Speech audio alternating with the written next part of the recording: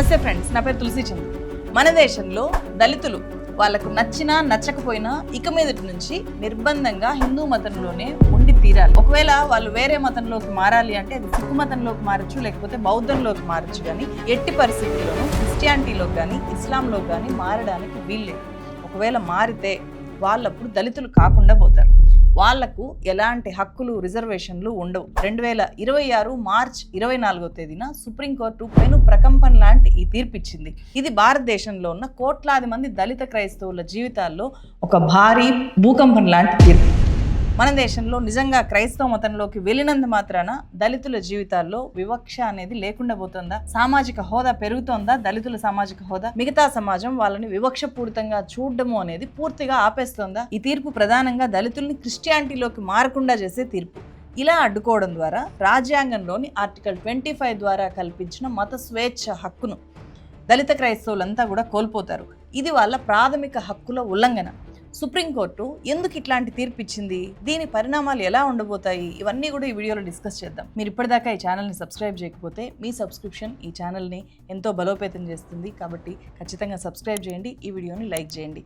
So ఈ తీర్పు నేపథ్యం ఏంటి అంటే, ఆంధ్రప్రదేశ్ బాపట్ల జిల్లా పిట్టలవానిపాలెంలో చింతాడ ఆనంద్ అనే ఒక క్రిస్టియన్ పాస్టర్ అక్కల రామిరెడ్డి అనే వ్యక్తి మీద 2021లో అతను SC/ST అట్రాసిటీ కేసు పెట్టాడు. తాను ప్రార్థనలో ఉన్నప్పుడు ఈ రామిరెడ్డి కులం పేరుతో దళిత కులం పేరుతో నన్ను దూషించాడు, నేను దళితుణ్ణి అని చెప్పి అతను కంప్లైంట్ చేశాడు. తాను పాస్టర్ని, క్రిస్టియన్ని అని చెప్పి చింతాడ ఆనంద్ స్వయంగా చెప్పడం వల్ల పాస్టర్గా మారిన చింతాడ ఆనంద్కు SC/ST అట్రాసిటీ చట్టం ఎట్లా వర్తిస్తుంది అని చెప్పి, ఇక మీదట అతను ఎస్సీ అని చెప్పుకోవడానికి వీల్లేదు అని చెప్పి, కాబట్టి అట్రాసిటీ కేసు చెల్లదు అని చెప్పి ఏపీ హైకోర్టు గతంలో తీర్పిచ్చింది. ఇప్పుడు సుప్రీంకోర్టు ఆ తీర్పును సమర్థిస్తూ దళితులు గనక క్రిస్టియానిటీలోకి మారితే, క్రైస్తవం తీసుకుంటే ఎస్సీ హోదా అనేది పోతుంది అని చెప్పి ఏపీ హైకోర్టు ఇచ్చిన తీర్పుని సమర్థించింది సుప్రీంకోర్టు. హిందూ మతము, బౌద్ధ మతం లేదా సిక్కు మతం కాకుండా ఇతర మతాన్ని అనుసరించే వ్యక్తి షెడ్యూల్డ్ కులం సభ్యుడిగా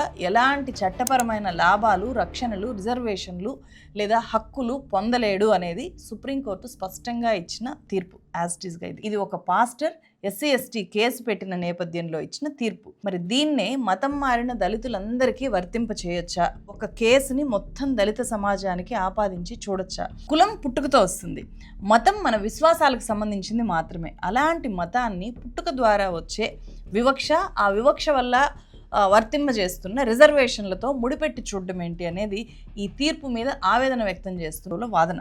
మాలా మాదిగ క్రిస్టియన్లైనా వాళ్ళని మాలలుగానే మాదిగలుగానే పరిగణిస్తారు, అదే పదాలతో వాళ్ళని దూషిస్తారు. దూషిస్తే కేసు లేదు, ఎందుకు? క్రిస్టియన్ కాబట్టి. కారంచేడు చూడండి, చుండూరు చూడండి. మాకు ఆ సమాజం ఆ రోజు అంటరాని వాళ్ళుగా చూస్తున్నారు. బాబు, ఈ క్రైస్తవంలోనే మాకేమైనా ఉపశమనం దొరుకుతుందా అని చెప్పి వాళ్ళు క్రైస్తవంలో చేరిండ్రు. మరి క్రైస్తవంలో పోయినంత మాత్రాన వాళ్ళు అంటరాని వాళ్ళుగా చూడడం బంద్ చేసింది ఆ సమాజం. ఘోరంగా వెంటాడి పశువుల కన్నా ఘోరంగా వెంటాడి, రైట్. అట్లనే చుండూరులో కూడా అట్లా. సో ఇప్పటికి కూడా చాలామంది వివక్షకు ఎదుర్కొంటూనే ఉన్నారు. ఏపీ హైకోర్టు కానీ సుప్రీంకోర్టు కానీ ఈ తీర్పు ఇవ్వడానికి ప్రధానమైన కారణము 1950లో first president doctor Babu Rajendra Prasad ఇచ్చిన రాజ్యాంగ ఉత్తర్వు, ప్రెసిడెన్షియల్ ఆర్డర్, కాన్స్టిట్యూషనల్ ఆర్డర్ అని కూడా అంటారు. ఈ ఆర్డర్లో ఉండే పారాగ్రాఫ్ 3 ఏం చెప్తుందంటే, హిందూ, సిక్కు, బౌద్ధ మతాల్లో ఉన్న వాళ్ళనే ఎస్సీలుగా గుర్తిస్తారు. దీనివల్ల క్రైస్తవ, ఇస్లాం మతాల్లోకి మారిన వెంటనే దళితులు వాళ్ళ దళిత హోదాను, అలాగే ఎస్సీ రిజర్వేషన్ను కోల్పోతారు. అంటే వివక్ష ఉంటుంది కానీ రిజర్వేషన్ ఉండదు, వివక్ష ఉంటుంది, దాడులు జరుగుతాయి కానీ దానికి రక్షణ ఉండదు. SC/ST అట్రాసిటీ కేసు పెట్టడానికి వీల్లేదు.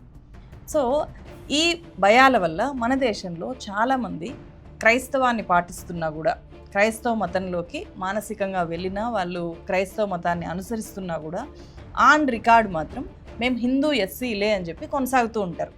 సో దాన్ని చాలామంది తప్పుపడుతూ ఉంటారు. నిజంగా అది తప్పు పట్టాల్సిన విషయం కాదు. మతం మారిన వాళ్ళని కాదు, కుల వివక్ష చూపిస్తూ మతం మారేలాగా చేస్తున్న వ్యవస్థను కదా తప్పు పట్టాల్సింది. ఇక్కడ విచిత్రం చూడండి, దళితులు క్రిస్టియానిటీలోకి మారితే ఎస్సీల గుర్తింపు ఉండదు. అదే ఓసీలు కానీ బీసీ కులాల వాళ్ళు కానీ క్రిస్టియానిటీలోకి మారితే వాళ్ళ రిజర్వేషను ఎక్కడికి పోదు. బీసీలకు 27% రిజర్వేషన్ ఉంది, అలాగే ఆర్థికంగా వెనుకబడ్డ ఓసీలకు ఈడబ్ల్యూఎస్ కోటా కింద 10% రిజర్వేషన్ ఉంది. అవి ఎక్కడికి పోవన్నమాట. కానీ దళితులు క్రిస్టియానిటీలోకి వెళ్తే మాత్రము ఎస్సీలకున్న 15% రిజర్వేషన్ని కోల్పోతారు వెంటనే. అప్పుడు వాళ్ళు బీసీసీ కింద బీసీసీ రిజర్వేషన్లోకి వెళ్ళిపోతారు. అప్పుడు వాళ్ళ రిజర్వేషన్ 15% నుంచి 1% పడిపోతుంది. అగ్రకులాల్లో ఉండే పేదలకు కూడా ఈడబ్ల్యూఎస్ కింద 10% రిజర్వేషన్ ఇస్తున్నప్పుడు తరతరాలుగా వివక్షను ఎదుర్కొంటున్న దళితులు ఆత్మగౌరవం కోసం మతం మారితే మీరు దళితులు కాదు అని చెప్పి రిజర్వేషన్ లాగేయడం అనేది అన్యాయమా కాదా? ఈ రకంగా దళిత క్రైస్తవులు మత స్వేచ్ఛను కోల్పోతారు కాబట్టి, రిజర్వేషన్ని కోల్పోతారు కాబట్టి 1950 ప్రెసిడెన్షియల్ ఆర్డర్ని సవాల్ చేస్తూ దళిత క్రైస్తవులు కూడా ఎస్సీ హోదా ఇవ్వాలి అని డిమాండ్ చేస్తూ 2004లో national council of Dalit Christians organisation సుప్రీంకోర్టులో ఒక కేసు వేసింది. ఈ కేసు దశాబ్దాలు గడుస్తున్నా కూడా ఇప్పటికీ ఈ కేసు మీద తీర్పు అయితే రాలేదు. అయితే 2022లో క్షేత్రస్థాయిలో పరిస్థితి ఎలా ఉందో అధ్యయనం చేసి ఒక రిపోర్ట్ ఇవ్వండి అని చెప్పి 2022లో కేంద్ర ప్రభుత్వము కేజీ బాలకృష్ణన్ నేతృత్వంలో కమిషన్ వేసింది. ఈ కేజీ బాలకృష్ణన్ కమిషన్ రిపోర్ట్ ఇంకా రాలేదు కాబట్టి సుప్రీంకోర్టు తీర్పు కూడా అట్లా పెండింగ్లో పెట్టేసింది. ఇది ఒక కేసు అయితే ఇంకో కేసు కూడా ఉంది. ఇప్పటికే మన దేశంలో 12 రాష్ట్రాలు యాంటీ కన్వర్షన్ లాస్ చేశాయి, మత మార్పిడులకు వ్యతిరేకంగా చట్టాలు చేశాయి. ఒడిస్సా 1967లో ఫస్ట్ ఈ చట్టాన్ని చేసింది. ఆ తర్వాత మధ్యప్రదేశ్ అండ్ ఛత్తీస్గఢ్లో ఈ చట్టం ఉంది. రీసెంట్గా రాజస్థాన్ చేసింది. గుజరాత్లో 2003లో మోదీ ముఖ్యమంత్రి కాగానే యాంటీ కన్వర్షన్ లాన్ తీసుకొని వచ్చారు. ఆ తర్వాత ఉత్తరప్రదేశ్లో యోగి ఆదిత్యనాథ్ గవర్నమెంట్ చట్టం చేసింది. 2022లో హర్యానా చేసింది. 2022లోనే కర్ణాటక కూడా ఈ చట్టాన్ని చేసింది. అరుణాచల్ ప్రదేశ్లో కూడా ఈ చట్టం ఉంది. సో ఇలా మొత్తం ఇప్పుడు 12 రాష్ట్రాల్లో యాంటీ కన్వర్షన్ లాస్ అమల్లో ఉన్నాయి. అయితే రాష్ట్రాలు చేసిన ఈ యాంటీ కన్వర్షన్ లాస్ మీద కూడా సుప్రీంకోర్టులో చాలామంది సవాల్ చేశారు. అవి అన్యాయము అని చెప్పి, అవి మత స్వేచ్ఛను అడ్డుకుంటున్నాయి ఈ చట్టాలు అని చెప్పి సుప్రీంకోర్టులో సవాల్ చేస్తే దాని మీద కూడా సుప్రీంకోర్టు తీర్పు పెండింగ్లో పెట్టింది. ఈ 2 ప్రధానమైన కేసుల మీద సుప్రీంకోర్టులో తీర్పులు పెండింగ్లో ఉండగానే 1950లో చేసిన ప్రెసిడెన్షియల్ ఆర్డర్ని బలపరుస్తూ ఎస్సీ ఎస్టీ అట్రాసిటీ చట్టాన్ని దళిత క్రైస్తవులకి వర్తింప చేయకుండా క్రిస్టియానిటీలోకి మారితే ఎస్సీ హోదా రద్దవుతుంది అని చెప్పి స్పష్టంగా చెప్తూ వచ్చిన ఈ తీర్పు అనేది ఆ కేసులు, ప్రధానమైన కేసుల మీద కూడా ఈ తీర్పు ప్రభావం ఖచ్చితంగా ఉంటుంది అనే ఆందోళన దళిత క్రైస్తవుల్లో చాలా ఎక్కువగా ఉంది. సో ఈ ఇష్యూ మీకు ఇంకా బాగా అర్థం కావడానికి, ఈ ఆందోళనకి ప్రధానమైన కారణాలు ఏంటో తెలుసుకోవడానికి నేను ఇంకొక ఉదాహరణ చెప్తాను. వైఎస్ఆర్ ఫ్యామిలీ మేము క్రిస్టియానిటీని ఫాలో అవుతాము అని చెప్పి వాళ్ళు ఓపెన్గానే చెప్పుకునే క్రైస్తవులు, కన్వర్టెడ్ క్రిస్టియన్స్. కానీ వాళ్ళ ఒరిజినల్ కులం రెడ్డి అనే కులం వాళ్ళ పేరు పక్కన కనిపిస్తుంది. సొసైటీ కూడా వాళ్ళని రెడ్లుగా ఓన్ చేసుకుంటారు, రెడ్లు వాళ్ళని ఓన్ చేసుకుంటారు అండ్ క్రైస్తవులు వాళ్ళని ఓన్ చేసుకుంటారు. కానీ ఎక్కడా కూడా ఆ స్థాయిలో ఉండే వ్యక్తుల్లో ఒక అగ్రకులం మతాన్ని మారినప్పుడు ఎక్కడా కూడా వాళ్ళ మీద వివక్ష అనేది కనిపించదు. అదే ఒక దళితుడు నేను క్రిస్టియన్ని అని చెప్పి తన మతాన్ని వదిలేసి క్రిస్టియానిటీలోకి మారినా కూడా అతన్ని దళితునిగానే చూస్తారు, అతన్ని కన్వర్ట్ అయిన దళితుడిగా చూస్తారు. కానీ అతన్ని ఇతను ఇప్పుడు ఇంతకాలము ఇతను దళితుడిగా ఉన్నాడు, ఇప్పుడు ఇతన్ని ఇక నుంచి మనం దళితుడిగా చూడకూడదు, ఇతను ఇప్పుడు క్రిస్టియను అనేలాగా అస్సలు సమాజం చూడదు. అతని మీద గతంలో ఎలాంటి వివక్ష ఉందో ఇప్పుడు కూడా అలాంటి వివక్ష ఉంటుంది. మీకు కావాలంటే పెళ్లి సంబంధాల విషయంలో దాన్ని ముడిపెట్టి చూడండి. నేను మళ్ళీ దాన్ని ఎలాబరేట్ చేయాల్సిన అవసరం లేదనుకుంటాను. దళితుడు అనే కారణంతో దాడి చేస్తుంటారు, దూషిస్తూ ఉంటారు, ఈవెన్ మతం మారిన వాళ్ళను కూడా. అలాంటప్పుడు ఎస్సీ ఎస్టీ అట్రాసిటీ కేసు అనేది ఎందుకు పెట్టకూడదు, ఎందుకు వర్తించకుండా, ఎందుకు చెల్లకుండా పోతుంది? అతను ప్రార్థన చేసే విధానం మారినంత మాత్రాన. ఇక్కడ మనం ఆలోచించాల్సింది నిజంగా దళితులు ఎందుకు మతం మారుతున్నారు అని కదా. నిజంగా దళితులు మతం మారకూడదు అని చెప్పి మనం కోరుకుంటే, హిందూ సమాజం కోరుకుంటే వాళ్ళ ఆత్మగౌరవాన్ని కాపాడే బాధ్యత కూడా తీసుకోవాలి కదా. ఇదే విషయాన్ని మన దేశంలో చాలా గొప్ప గొప్ప సంస్కర్తలు ఎప్పుడో చెప్పారు. మహాత్మా గాంధీ ఏమన్నారు అంటే, హిందూ మతంలో ఉన్న అంటరానితనం ఒక క్యాన్సర్ లాంటిది, దాన్ని పూర్తిగా తొలగించకపోతే హిందూ మతాన్నే నాశనం చేస్తుంది, హిందూ మతం నశించిపోతుంది అని చెప్పి హెచ్చరించారు గాంధీ. అలాగే అంటరానితనం 1000 నోర్లున్న విషసర్పంతో సమానము అని చెప్పారు. ప్రతి నోటితో తన విషపు కోరల్ని చాస్తూనే ఉంటుంది అంటరానితనం. అంతగా మనకు హాని చేస్తుంది అన్నారు. అలాగే స్వామి వివేకానంద అయితే ఇంకా ఘాటుగా విమర్శించారు. తోటి మనిషిని ప్రేమించలేని వాడు దేవుణ్ణి పూజించడం వ్యర్థము అని అన్నారు. Untouchability is a great national sin అన్నారు. భారతదేశ బలహీనతకు వెనుకబాటుతనానికి అగ్రకుల హిందువులే కారణము అని చెప్పి డైరెక్ట్ గా అగ్రకుల హిందువులను కూడా బ్లేమ్ చేశారు స్వామి వివేకానంద. శూద్రులు ఖచ్చితంగా చదువుకోవాలి అని చెప్పి అన్నారు. ఈ దేశంలో నెక్స్ట్ బుద్ధ శూద్రుల నుంచి వస్తాడు, రాబోయే పాలకులు కూడా శూద్రుల నుంచే వస్తారు అని చెప్పి స్వామి వివేకానంద అన్నారు. ఆత్మ అందరిలో ఒకటే ఉన్నప్పుడు ఎవరో తక్కువ ఎవరో ఎక్కువ ఎలా అవుతారు అని చెప్పి ప్రశ్నించారు. కుల భేదాలను, కుల వివక్ష చూపించడాన్ని శంకరాచార్యులు నిర్ద్వంద్వంగా తిరస్కరించినట్టు మనీషా పంచకం చెబుతుంది. వీళ్ళంతా హిందూ మతాన్ని వ్యతిరేకించలేదు, కుల వివక్ష అనే మురికిని హిందూ మతం కడుక్కోవాలి అని చెప్పి చెప్పారు. ఆ బాధ్యత తీసుకోకుండా మతం మారిన దళితుల్ని శత్రువుల్లా చూడడం అనేది ఎంతవరకు న్యాయము?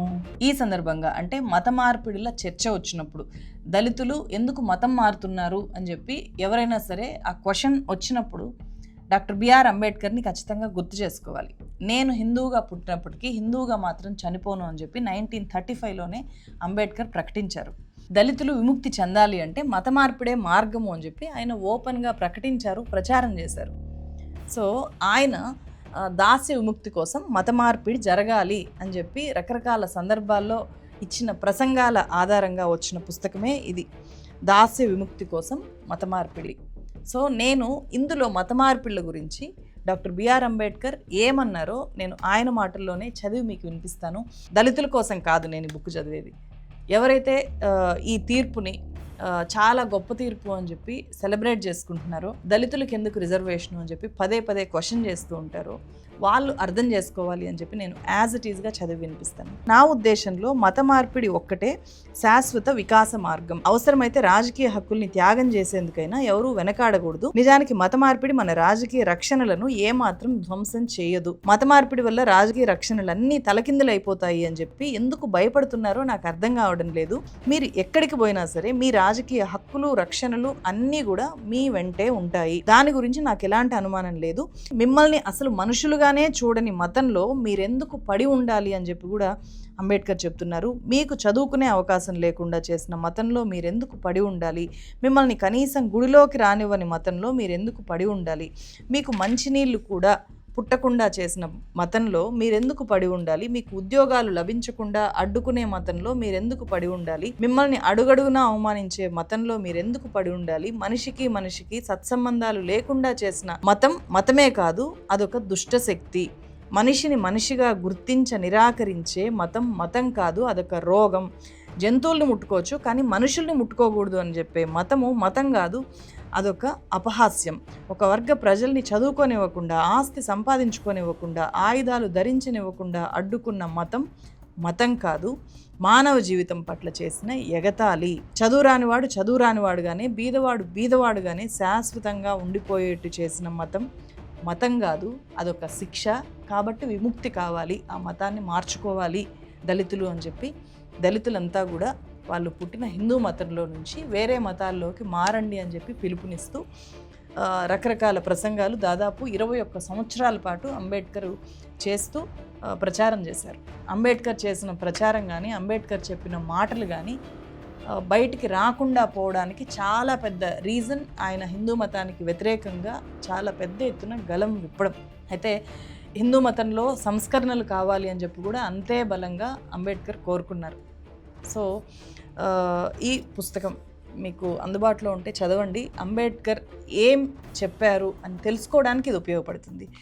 నేను మళ్ళీ చెప్తున్నాను, ఇదంతా కూడా నేను ఏదో దళితులకి విషయాలు చెప్పాలి అని చెప్పట్లేదు. మిగిలిన సమాజం ఎందుకు అర్థం చేసుకోవాలి, వాళ్ళ కోణంలో ఉండి ఎందుకు ఆలోచించాలో అర్థం చేయించడానికి నేను ఇదంతా కూడా చదివి వినిపించాను. సో ఈ మొత్తం ఇష్యూ మీద మీరేమనుకుంటున్నారు కామెంట్స్ రూపంలో తెలియజేయండి. దీన్ని ఎక్కువ మందికి షేర్ చేయండి. మరో వీడియోతో మళ్ళీ కలుస్తాను. Thank you so much.